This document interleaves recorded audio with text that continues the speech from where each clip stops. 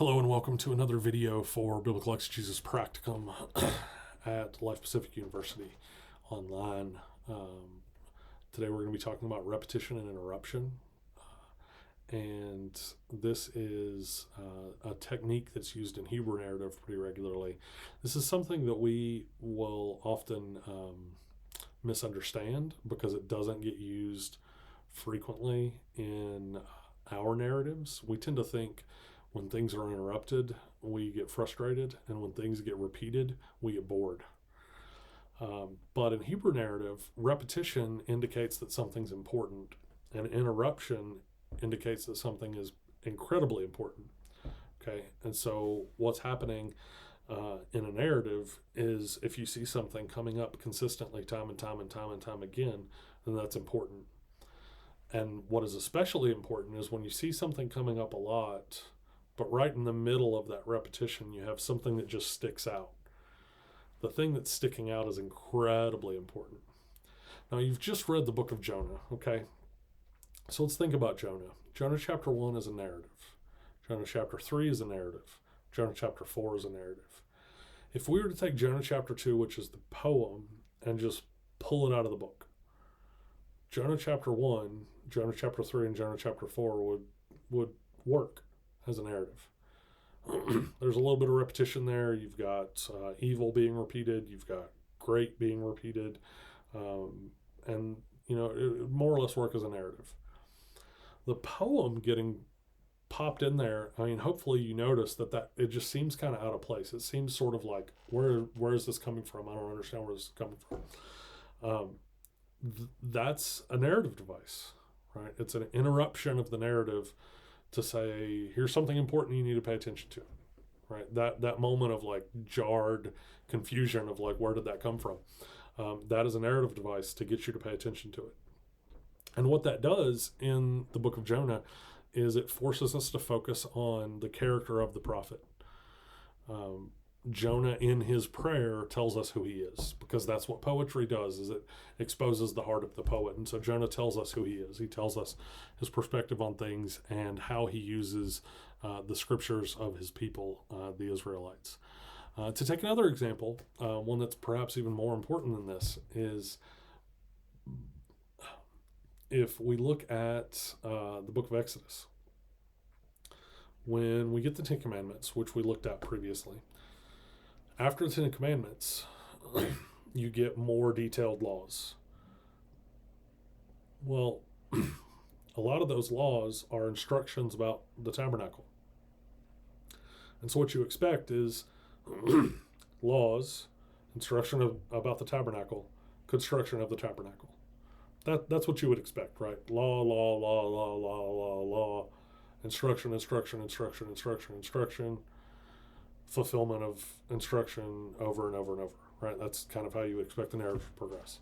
But what we get in Exodus is we get laws repeated, and then we get instructions on the tabernacle repeated, and then we get the golden calf, right? So it's jarring, right? It kind of like, oh, where did that come from, right? We have these repetition, which again would typically bore us, and then we have the interruption, which a lot of people are like, oh, that seems like it doesn't even fit there. Well, the reason it's there, the reason that you have this interruption in the midst of the narrative is that Yahweh has married Israel. This is the Ten Commandments is ancient Near Eastern wedding, essentially. He has married Israel. And then in the instructions for building of the tabernacle, he's basically, to continue the metaphor, you know, in our terms at least, he's planning the marital house with his best man, right? Moses is kind of like the best man. And so he's up on Sinai with his best man talking about building a house for his wife. Well, all the while he's talking to Moses about building a house with his wife is at the church where they got married, cheating on him.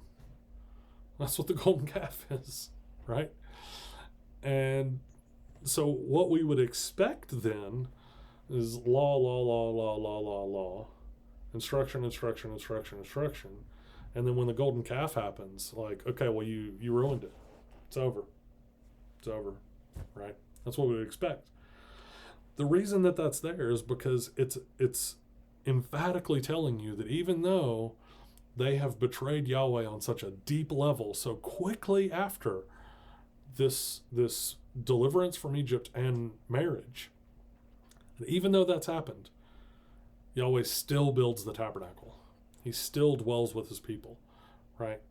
That's what's so dramatically amazing about the end of Exodus, is that in spite of the golden calf, Yahweh still fulfills his message. He still fulfills his promises. He still dwells with his people. That they have done what is horrible, and he's forgiven them. Now this takes what Jonah has done at the end of his book in Jonah chapter 4, takes it to a whole other level, right? Because we talked about how he uses Exodus 34. Well, he's using probably one of the most gracious things that God has ever done, at least with regard to the Old Testament, where his people have directly cheated on him right after the redemption, right after their deliverance. And immediately after that, they cheat on him and he forgives them. Now, there's some complexity to that narrative as well. You know, there are people that are judged and, you know, right. And, you know, if we're studying that narrative out, like we can get into all those weeds at a different time. But in the broad scope of it, you have a repetition all the way through and you have an interruption in the golden calf. That interruption is trying to get your attention. It's trying to draw your attention in to say, look, they've rebelled and I've still done what I told them I would do. Right. That's what we're talking about with repetition and interruption. Right. It's the same thing over and over and over and over again, and then something in the middle of it. Well, what's the thing in the middle of it trying to do? What's it trying to draw our attention to? So when you read 1 Samuel 15 in particular, I want you to think, like, what's happening here that's being repeated, and where's the interruption at? What is it in here that's kind of coming out of left field that we wouldn't necessarily expect? And in fact, I would say pay particularly close attention to Nahum.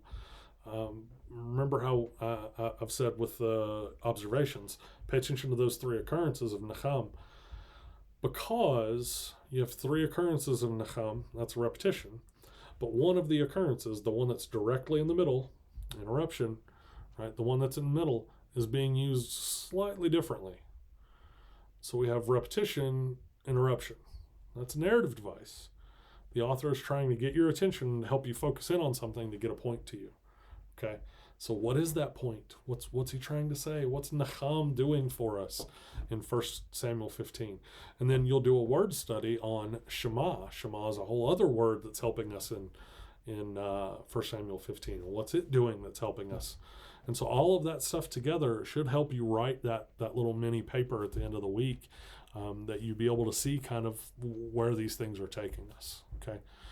As always, if you have any questions or have any concerns, please let me know. I'm here to help you.